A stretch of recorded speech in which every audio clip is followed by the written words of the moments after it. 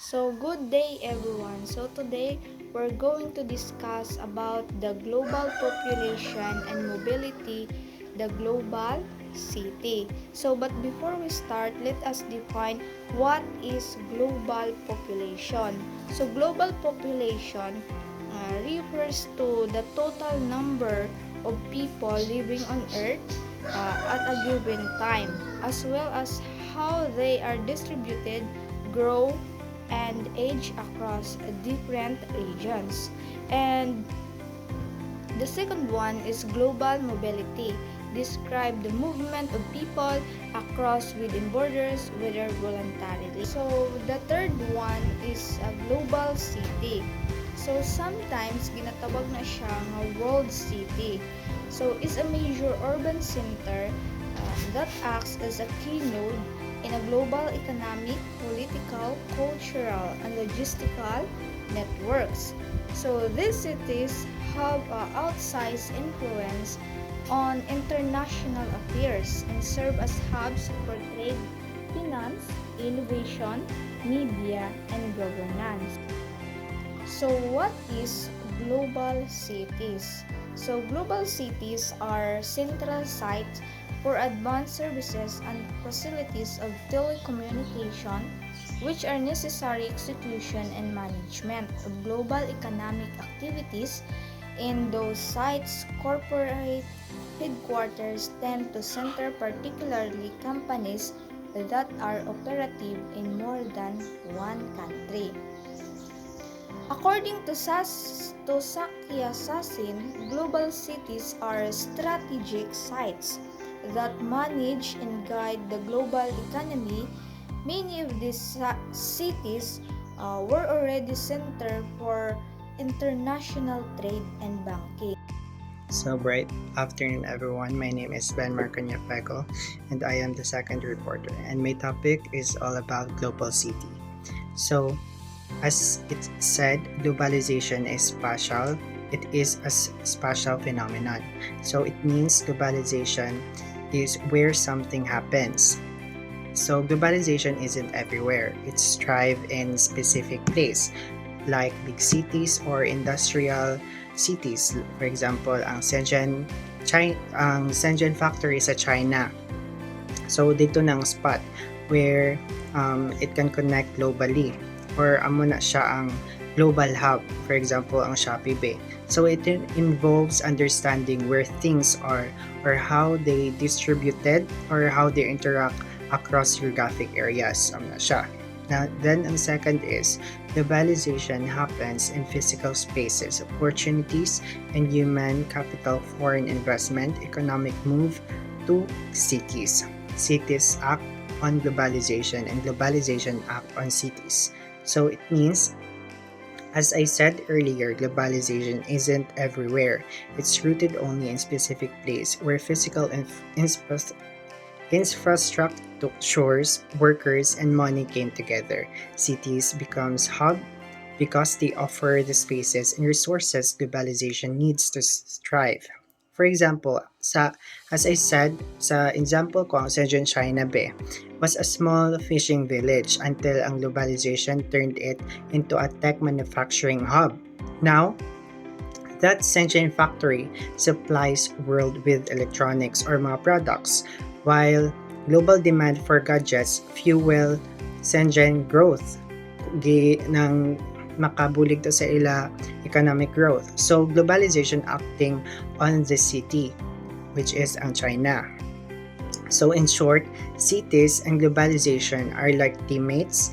They push and pull each other, creating a cycle of growth and change. So amo na siyang iyagihambal nga cities act on globalization and globalization act on cities. So that's all. Thank you.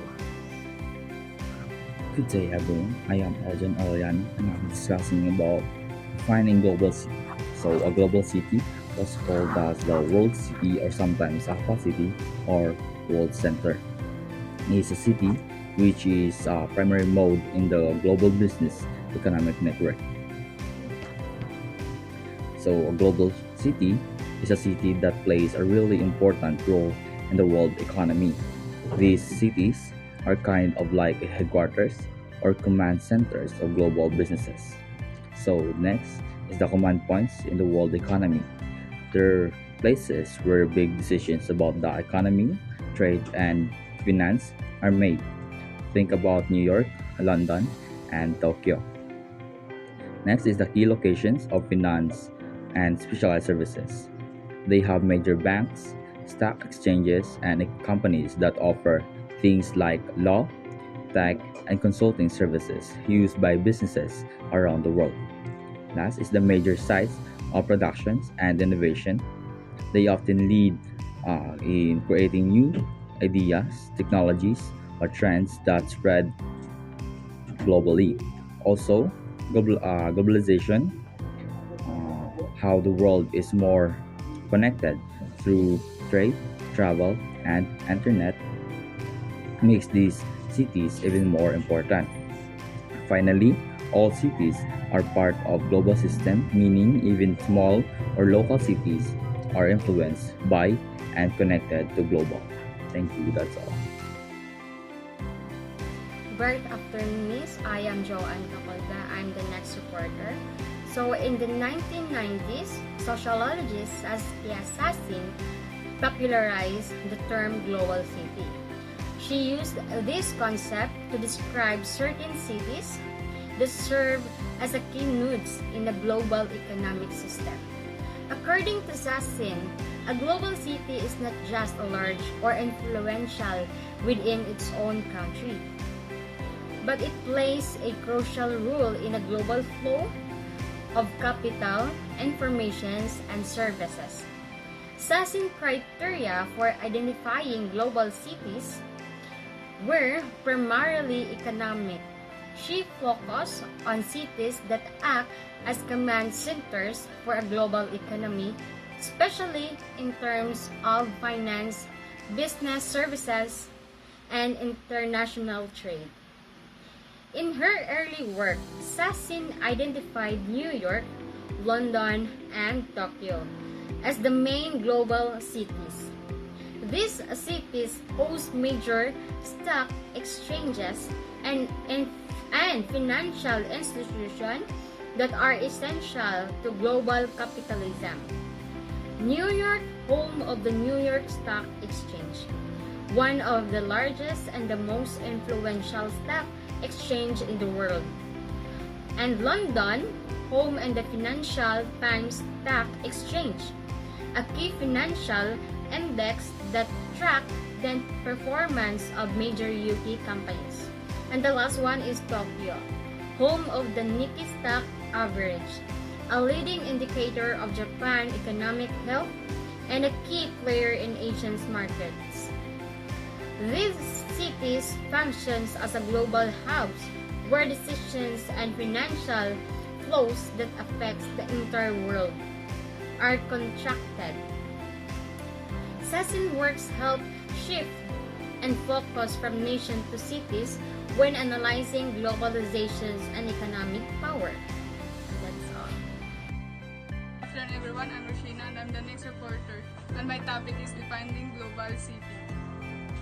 Traditionally, global cities were identified mainly for their economic power and political influence, places like New York, London, and Tokyo.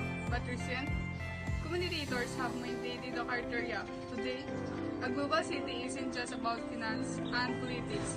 It's also about connectivity, cultural impact, and innovation and quality of life. Several cities are now being recognized under this broader definition of instance. First, Los Angeles is seen as a cultural powerhouse thanks to its global influence in media and entertainment. Next, San Francisco earns its place as tech innovator with Silicon Valley leading the world in technology and digital advertisement. Advancement in China, Shanghai, Beijing, and Guangzhou are the players in global trade, government affairs, and urban development. Meanwhile, Melbourne in Australia stands out for its livability, diversity, and strong education sector. The modern global city is not just about money and politics.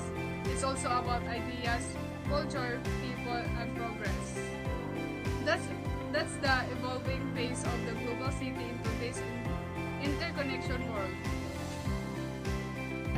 I'm Cheryl Biscocho and I'm discussing about the economic power. Economic power influences the economic strength of city in a major factor in determining its global status. Example of global city: New York City with a significant stock market and Tokyo with it is a high concentration of corporate headquarters are cited as example of economically powerful global city. Shanghai crucial in a global economic supply chain stemming from China position our manufacturing hub is emphasized that illustrates how the city participation in global trade and manufacturing contribute to its global influence. Attraction of talent. This is presence of economic opportunity and global city attraction skilled worker from around the world further stretching in the economic power and global standing. In summary, that economic factors such as size of emphasize a city's stock market, the number of corporate headquarters, its role in global supply chains, and its ability to attract talent are key indicators of city global significance. Bright afternoon, everyone. I'm Yorela Cahanap and I'm going to discuss the next topics. For the next topic, we have here the centers of the authority. So what do we mean by the centers of the authority? So centers of the authority refers to the individuals, groups, or institutions that hold and exercise power, influence, or control in a given context. These are the places or people others look to for guidance, decisions, rules, or leadership. So we have here examples. The Washington D.C. may not be as wealthy as New York, but it is the seat of American state power. So in Washington D.C. is rich in political power and influence, being the seat of the U.S. federal government, but in New York City offers surpluses in terms of economic wealth and global financial clout. So next we have the House's major international organization.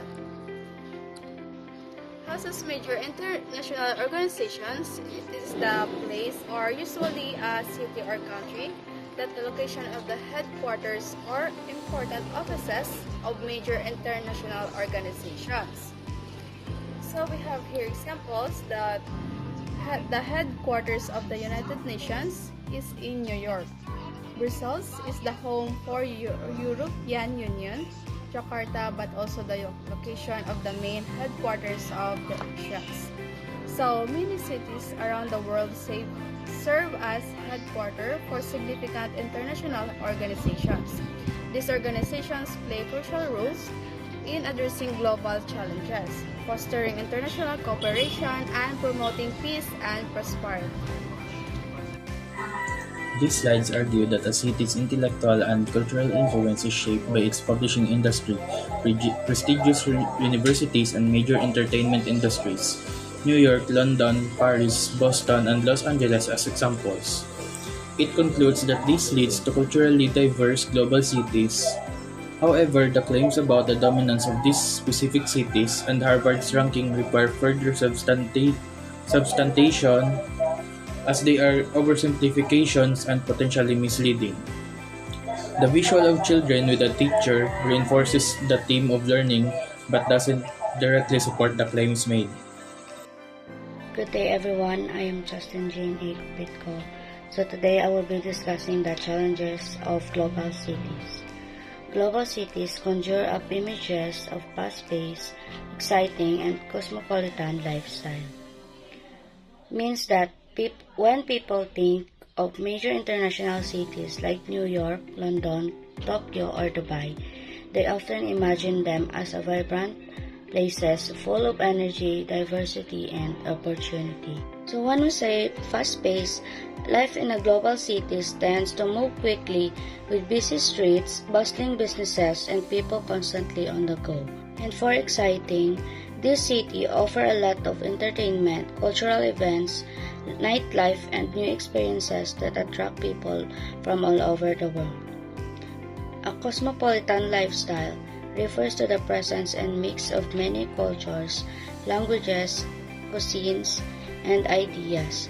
Global cities are typically very diverse and inclusive. Next is global cities have their undersides. They can be sites of great inequality, poverty, and tremendous violence. This highlights the harsh realities that often exist beneath the glamorous image of major international cities. And for inequality, in global cities, the gap between the rich and the poor can be extreme.